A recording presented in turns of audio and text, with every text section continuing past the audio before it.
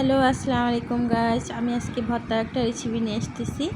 তো আমি কিভাবে ভর্তাগুলো করব সেটা প্রসেসিং আমি করতেছি, আপনারা খেয়াল করে দেখবেন। তো আমি ভেজে নিচ্ছি সব কিছু।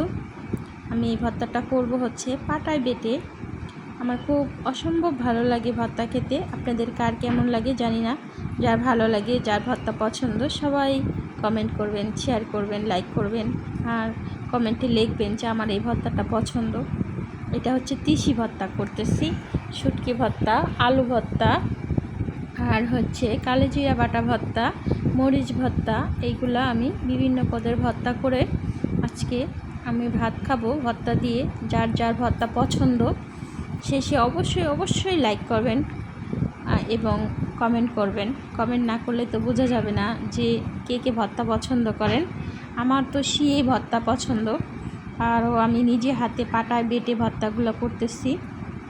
তো আমার মেয়ে ভিডিওগুলো করতেছিল, বলতেছিল আম্মু আমি ভিডিও করি। আমি বললাম যে না, তুমি পারবা না, তারপরেও জোর করে নিয়ে ভিডিও করলো। তো আমার ভিডিওটা ভালো লাগলে অবশ্যই লাইক কমেন্ট করবেন। এত কষ্ট করে ভিডিও করি, যদি আপনারা লাইক কমেন্ট না করেন, শেয়ার না করেন, তাহলে তো আমাদের কষ্টটা বৃথা।